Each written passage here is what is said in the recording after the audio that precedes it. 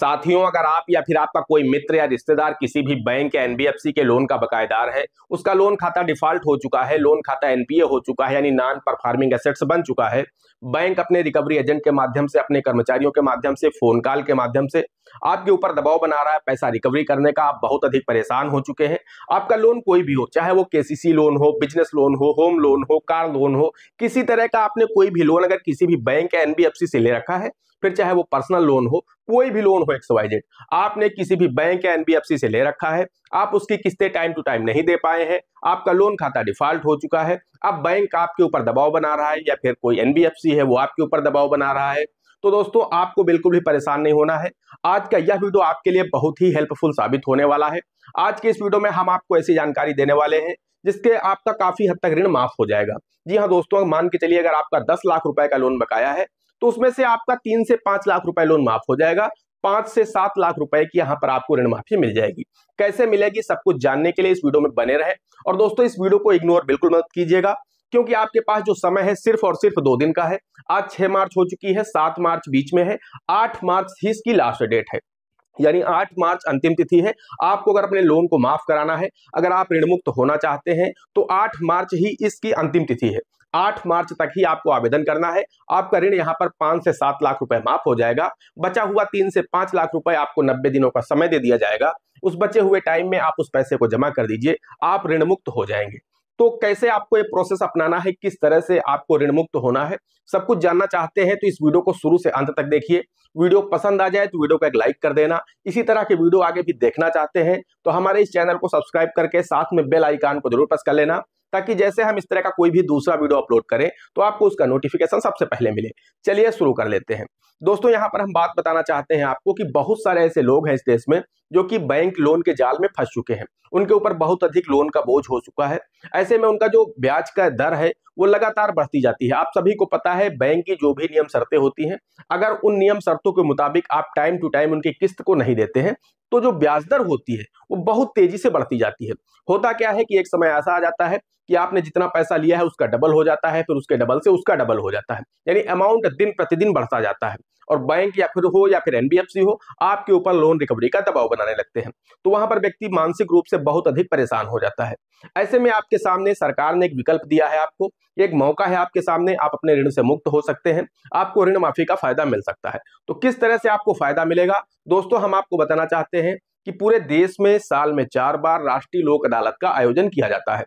जी हाँ दोस्तों, 3-3 महीने के अंतराल पर साल में 4 बार राष्ट्रीय लोक अदालत का आयोजन किया जाता है।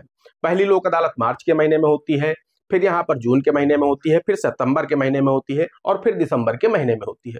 तो दोस्तों इस जो नया साल शुरू हुआ है 2025, इसकी जो पहली राष्ट्रीय लोक अदालत है ये दोस्तों 8 मार्च 2025 को है। जी हाँ दोस्तों, राष्ट्रीय लोक अदालत में होता क्या है कि जिन लोगों के लोन खाते डिफॉल्ट हो जाते हैं, जिन लोगों के लोन खाते एनपीए हो जाते हैं, यानी नॉन परफॉर्मिंग एसेट्स हो जाते हैं, उनको इसमें शामिल किया जाता है। बैंक की तरफ से या फिर नजदीकी पुलिस स्टेशन से उन्हें एक नोटिस आता है। अगर आपका भी लोन खाता एनपीए है तो आपको भी नजदीकी पुलिस स्टेशन से या फिर आपके बैंक से राष्ट्रीय लोक अदालत का आपको नोटिस मिला होगा। अब बहुत सारे लोग इस नोटिस को देख करके डर गए हैं कि अब क्या होगा, पुलिस स्टेशन से नोटिस आया है, पुलिस वाले मेरे पास नोटिस लेकर के आए हैं, क्या होगा। तो दोस्तों वहां पर चूंकि मेरे पास कई सारे दोस्त, कई सारे लोग मुझसे मिलने आए नोटिस को लेकर के, बहुत सारे लोगों ने मुझे नोटिस भेजा और उसके बाद मुझे कमेंट कर रहे हैं कि सर इसकी जानकारी दीजिए, किस तरह का नोटिस है, पुलिस के द्वारा मुझे भेजा गया है, बैंक की तरफ से नहीं आया है, तो इसमें मुझे क्या होगा, कहाँ जाना है। तो दोस्तों हम आपको बताना चाहते हैं कि आपको परेशान होने की बिल्कुल भी आवश्यकता नहीं है। इस वीडियो को शुरू से अंत तक देखिए, आपका एक एक डाउट क्लियर हो जाएगा। दोस्तों होता क्या है, एक नोटिस बैंक अपने पास से भेजता है और एक नोटिस पुलिस के माध्यम से आपको भिजवाया जाता है। कि बाई चांस बैंक ने अगर आपको नोटिस नहीं पहुंचा पाया है तो पुलिस स्टेशन से एक व्यक्ति आकर के आपको नोटिस दे जाएगा, जिससे ये होगा कि जो बारोबर है, जो ऋणी है, जो बकायेदार है, उसको जानकारी हो जाए कि हाँ राष्ट्रीय लोक अदालत का आयोजन किस तारीख को किया गया है। अगर आप उसमें समझौता करना चाहते हैं तो वहां पर जाकर के आप समझौता कर सकते हैं। बस इतना सा इसका मतलब होता है। बाकी पुलिस का आपके ऊपर कोई केस नहीं हुआ है। लोन लेना कोई क्रिमिनल अपराध नहीं है, कोई क्रिमिनल केस नहीं है कि पुलिस यहां पर आपके ऊपर केस बना देगी फिर आपको थाने जाना है, ऐसा कुछ नहीं होने वाला है। क्योंकि लोन लेना कोई क्रिमिनल केस की श्रेणी में नहीं आता है, लोन डिफॉल्ट होना कोई क्रिमिनल केस की श्रेणी में नहीं आता है। तो इसलिए यहाँ पर पुलिस का कोई भी रोल नहीं है। पुलिस का सिर्फ और सिर्फ इतना मतलब होता है कि नोटिस आप तक वो पहुंचा देते हैं, आपसे साइन ले लेते हैं और वो जाकर के बैंक का जो भी हेड ऑफिस है या वहां पर जाकर के दे देते हैं कि हाँ मैंने नोटिस वहां पर उनको रिसीव करा दी है। तो आपको नोटिस प्राप्त हो चुका है, इसकी जानकारी वो वहां पर बैंक को दे देते हैं और एक नोटिस बैंक की तरफ से भी सेंड किया जाता है। दो में से कोई एक नोटिस अगर आपको मिल गया है तो दोस्तों होता क्या है कि यहाँ पर बेनिफिट सिर्फ उन्हीं खातों को दिया जाएगा, यानी जो ऋण माफी का लाभ है सिर्फ वो ही लोग उठा सकते हैं जिनके लोन खाते एनपीए चल रहे हैं, यानी नॉन परफॉर्मिंग एसेट्स की श्रेणी में चले गए हैं। आपका लोन कोई भी हो, मैंने आपको बता दिया A to Z आपका कोई भी लोन हो, अगर वो एनपीए हो गया है तो ही आपको इसका बेनिफिट दिया जाएगा। आपको राष्ट्रीय लोक अदालत में जाकर के अपने इस लोन खाते का समझौता कर लेना है। दोस्तों समझौता जो होता है वो 30% अमाउंट से लेकर के 70% अमाउंट तक होता है, 80% अमाउंट तक होता है। आपसे बोला जाएगा कि आपका 10 लाख रुपए बकाया चल रहा है, आप इसका 70% दे दीजिए। आप बोलेंगे सर हम देने में सक्षम नहीं है, फिर वो आपसे बोलेंगे 60% दे दीजिए, 50% दे दीजिए। इस तरह से करते करते बार्गेनिंग होगी आप और बैंक के बीच में, दोनों पक्षों के बीच में यहाँ पर एक समझौता होगा। और मान लीजिए आप 40% अमाउंट पर सहमत हो जाते हैं तो आपको 4 लाख रुपए देने हैं। अब दोस्तों यहाँ पर आपको एक बड़ा बेनिफिट मिल जाएगा। बड़ा बेनिफिट क्या मिलेगा? मान के चलिए आपका 10 लाख रुपए का लोन है, 2 साल से वो एनपीए पड़ा हुआ है। जब कोई भी लोन खाता एनपीए की श्रेणी में जाता है तो उसमें ब्याज लगना बंद हो जाता है। जिस अमाउंट पर लोन होता है उसी अमाउंट पर वो अमाउंट रुक जाता है। ब्याज कैलकुलेट होता रहता है लेकिन आपके लोन खाते में ऐड नहीं होता है। जब आपका लोन खाता रेगुलर की श्रेणी में आएगा तब वो पूरा का पूरा ब्याज एक साथ आपके खाते में ऐड हो जाता है। तो मान के चलिए अगर 12 से 12.5% ब्याज कोई भी सामान्य लोन है अगर आपके नाम पर, तो 12 से 13%। जब लोन खाता एनपीए होता है तो उसकी ब्याज दरें 2-3% ऐसे ही बढ़ जाती हैं। तो 12 से 13% ब्याज तो आपके खाते पर चल ही रहा होगा। अब 2 साल में 10 लाख रुपए की अगर हम ब्याज की बात करें तो लगभग 2 से 2.5 लाख रुपए हो गया होगा। तो आज की डेट में अगर आप इस लोन की अदायगी करेंगे तो लगभग आपको 12.5 या 13 लाख रुपए अदा करना है। अगर आप टोटल इसे क्लोज करेंगे, मतलब पहले 10 लाख जमा करेंगे, खाता रेगुलर होगा, उसके बाद जो भी आपका 2, 2.5, 3 लाख ब्याज हुआ है वो भी इसी में ऐड होगा, वो आपको जमा करना होगा। तो 12 से 13 लाख रुपए आपको पूरा पे करना होगा। लेकिन दोस्तों यहां पर क्या है कि आपको सिर्फ 4 लाख रुपए देने हैं। वो 2, 2.5 लाख जो ब्याज वाले हैं वो आपके माफ हो गए, वो आपको नहीं देने हैं। इसके साथ ही साथ 10 लाख में भी 6 लाख रुपए यहां पर छोड़ दिए गए। अब आपको सिर्फ 4 लाख रुपए देना है। 90 दिन का आपको समय दिया गया है। इन 90 दिनों के अंदर आपको अपने इस लोन खाते को बंद करना होगा। आपका लोन खाता बंद हो जाएगा, आपका लोन अकाउंट क्लोज हो जाएगा, आप ऋण मुक्त हो जाएंगे। आपको नो ड्यूज बैंक की तरफ से दे दिया जाएगा कि आपका कोई भी ड्यूज अब बैंक के पास बकाया नहीं है। तो कुल मिलाकर के दोस्तों इस तरह से आप लोग कर्ज मुक्त हो सकते हैं। एक सुनहरा अवसर है आपके सामने। 8 मार्च 2025 को पूरे देश में राष्ट्रीय लोक अदालत का आयोजन किया गया है। यह हर जनपद में है, पूरे देश के हर जनपद में राष्ट्रीय लोक अदालत का आयोजन किया जाता है। तो 8 मार्च जो आ रही है परसों, यानी 2 दिन बाद 8 मार्च को आपको अपने जिले के जिला न्यायालय चले जाना है। अगर आपको नोटिस प्राप्त हुआ है तो उसमें एड्रेस लिखा होगा कि आपको कहां पर पहुंचना है। सुबह 10 बजे 8 मार्च को जाना है। आपके लोन की जो भी आपके पास में पासबुक हो, स्टेटमेंट हो या जमा पर्ची है, जो कुछ भी है आपके पास, आपको उसका प्रूफ अपने साथ ले जाना है। उसके साथ ही साथ आपको 10% अमाउंट वहीं पर जमा करना होगा। मान लीजिए आपका 3 लाख रुपए का लोन है, आपका समझौता 1 लाख रुपए में होता है, 2 लाख बैंक छोड़ देता है, 1 लाख में आपका समझौता होता है। तो 1 लाख रुपए का 10% अमाउंट यानी 10,000 रुपए आपको वहीं पर जमा करना होगा। उसकी रसीद आपको दे दी जाएगी। बचा हुआ जो 90,000 रुपए होगा उसको अगले 90 दिनों में आपको जमा करना है। चाहे आप एक मुश्त जमा कर दें या फिर आप धीरे धीरे करके भी 90 दिन के अंदर जमा कर दें। अगर आप 90 दिन के अंदर उस पैसे को पूरा जमा नहीं करते हैं तो आपका जो समझौता है वो रद्द माना जाएगा। कुल मिलाकर के बैंकों की एक सेटलमेंट स्कीम है जो कि आरबीआई के द्वारा चलाई जा रही है।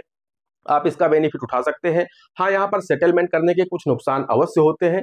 उसको अगर हम यहाँ पर आपको डिटेल से बताएंगे तो वीडियो बहुत लंबा हो जाएगा, इसलिए उस वीडियो का लिंक हम आपको वीडियो के डिस्क्रिप्शन में दे देंगे और आई बटन में दे देंगे। तो वहां पर जाकर के आप देख लीजिएगा कि लोन सेटलमेंट करने के क्या फायदे हैं, क्या नुकसान है। अगर आपको लगता है कि लोन सेटलमेंट करने से भविष्य में आपको ज्यादा नुकसान हो सकते हैं तो आप नहीं भी कर सकते हैं, वो आपकी मर्जी है। लेकिन मान लीजिए अगर आपके पास में पैसा नहीं है, भविष्य में आपको लोन की रिक्वायरमेंट नहीं है, तो आपको सेटलमेंट जरूर करना चाहिए।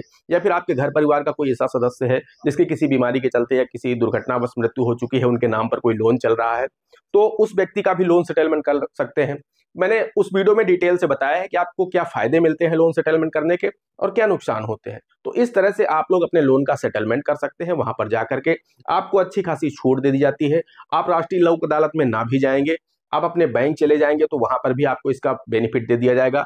ये हो सकता है कि राष्ट्रीय लोक अदालत में आप जाएंगे तो वहां पर आपको ज्यादा अमाउंट छोड़ दिया जाए और आप बैंक जाएंगे तो शाखा प्रबंधक इतना अमाउंट आपका न छोड़े। मान लीजिए वहां पर जाएंगे तो आपसे वो 60% या 70% में समझौता करने को बोले, वही राष्ट्रीय लोक अदालत में अगर आप पहुंचते हैं तो हो सकता है आपका समझौता 30% 40% अमाउंट पर भी हो जाए। जी हाँ दोस्तों, 30% 40% अमाउंट पर भी समझौता होता है। मैं कोई ऐसे हवा में बातें नहीं कर रहा हूँ। 30% 40% अमाउंट पर लोगों के समझौते होते हैं और उनके लोन यहाँ पर बैंक समाप्त करता है, क्लोज करता है। बैंकों को ये लगता है कि मेरा पैसा जो डूब रहा था उसमें से अच्छी बात यह है कि चलो 30 से 40% जो भी पैसा रिकवर होगा वो ही बहुत है। वहीं जो बारोबार होता है उसे लगता है कि मेरे ऊपर 12 लाख रुपए का ऋण बकाया चल रहा था, मैंने सिर्फ 4 लाख रुपए दिए और हमारा लोन खाता बंद हो गया, मैं ऋण मुक्त हो गया, अब कम से कम रात में सुकून से सो पाऊंगा। तो दोस्तों इस तरह से अगर आप चाहते हैं, कर्ज मुक्त होना चाहते हैं, ऋण मुक्त होना चाहते हैं, बहुत कम पैसे जमा करके, तो फिर दोस्तों आप अपने नजदीकी बैंक चले जाइए। अगर आपको नोटिस प्राप्त नहीं हुआ है, आपका लोन खाता एनपीए चल रहा, तो आप बैंक जाइए, वहां पता करिए कि मेरा नोटिस कहाँ है, मुझे नोटिस प्राप्त नहीं हुआ है, मुझे राष्ट्रीय लोक अदालत में जाकर के समझौता करना है। तो आपके जिले में जहां पर भी, जैसे जिला न्यायालय के आसपास ही राष्ट्रीय लोक अदालत का आयोजन किया जाता है, 8 मार्च को सुबह 10 बजे आप जिला न्यायालय के आसपास पहुंच जाएंगे तो वहां पर आपको दिख जाएगा कि राष्ट्रीय लोक अदालत का आयोजन कहां पर हो रहा है, और वहां पर जाकर के आप अपनी बात रखेंगे, आपके लोन का समझौता हो जाएगा। जितने अमाउंट पर आपका समझौता होगा 10% अमाउंट को आपको तुरंत जमा करना होगा। बचा हुआ 90% अमाउंट आपको 90 दिन का समय दिया जाएगा, 90 दिन के अंदर आपको जमा करना होगा, आपका लोन खाता बंद हो जाएगा, आपको बैंक की तरफ से नोटिस दे दिया जाएगा। तो दोस्तों इस तरह से आप लोग कर्ज मुक्त हो जाएंगे। दोस्तों आशा करते हैं आपको वीडियो पसंद आया होगा। अगर वीडियो पसंद आया है तो वीडियो को एक लाइक कर देना। चैनल पर नए हैं, पहली बार आए हैं, इसी तरह के वीडियो आगे भी देखना चाहते हैं तो हमारे इस channel A to Z banking information को सब्सक्राइब करके साथ में बेल आइकन को जरूर प्रेस कर लीजिएगा, ताकि जैसे हम इस तरह का कोई भी दूसरा वीडियो अपलोड करें तो उसका नोटिफिकेशन आपको सबसे पहले मिले। दोस्तों आज के वीडियो में इतना ही, मिलते हैं अगले वीडियो में किसी अगले इंटरेस्टिंग टॉपिक के साथ। तब तक के लिए जय हिंद, जय भारत।